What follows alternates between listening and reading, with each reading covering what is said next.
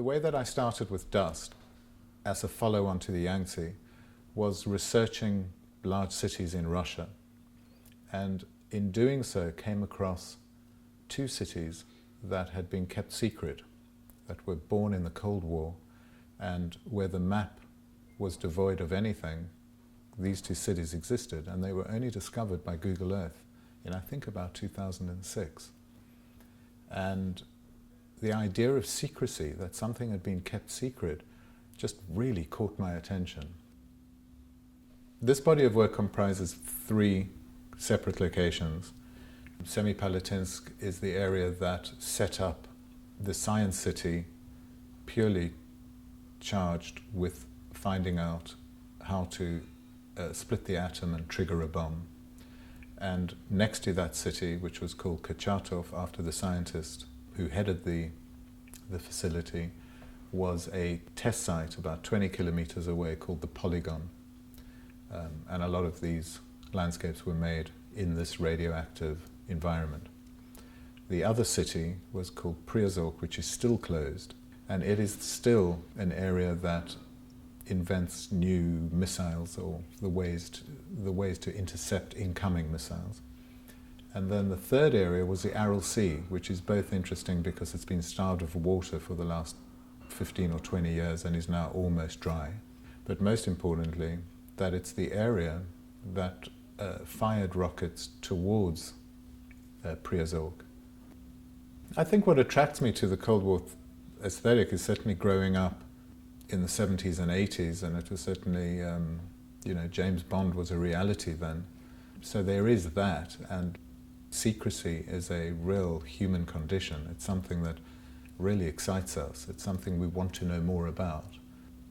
The aesthetics of destruction have a really beautiful ring to me. I love the idea of things destroyed, aestheticized. Albert Speer, who wrote a theory called ruin value, really believed that things should be built so that when they fell into ruin, they needed no maintenance and became very beautiful and more beautiful. And I think that as a concept is wonderful. John Soane, when he drew up the plans for the Bank of England here in London, had a set of plans of how it would look when built, how it would look 100 years on, and how it would look 1,000 years on, falling further into dilapidation.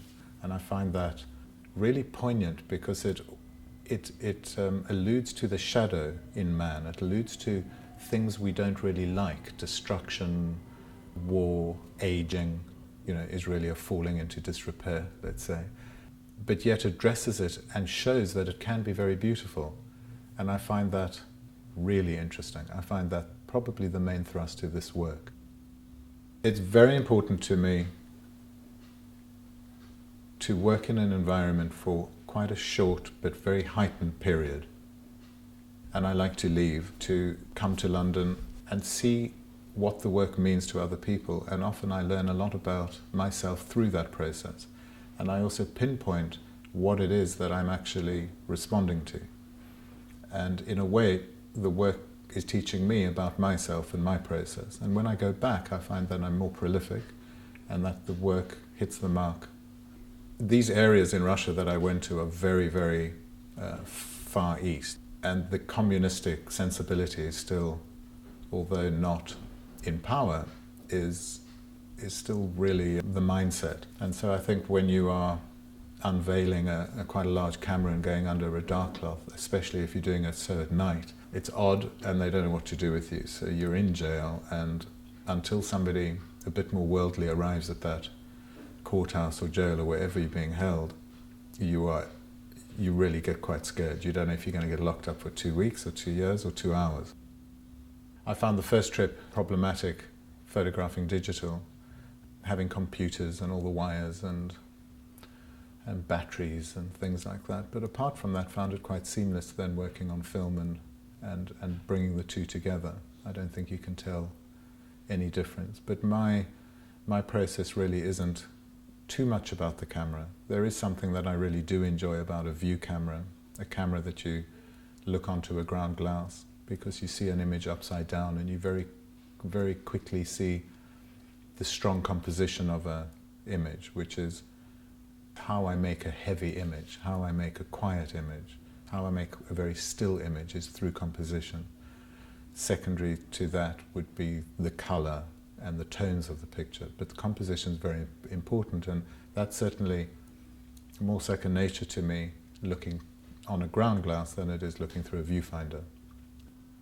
I remember being in the Polygon and going under a dark cloth and only hearing the wind. It's very, very flat there, and looking through the camera and then coming out and looking around me and hearing my Geiger counter, which is always clicking, ticking away, and just thinking the only thing that reminds me of what this place actually is, or in the beauty of the quietness, the only reminder you have is this ticking on your belt.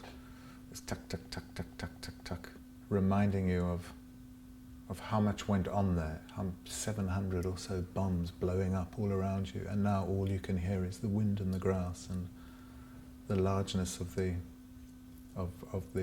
landscape around you. Was an amazing moment. Also, I'm wearing all white so that no dust from the earth touches your skin. You shouldn't be there when it's very windy because you can ingest the dust, which is really bad. And it'll last forever because the half-life of radiation is 10,000 years.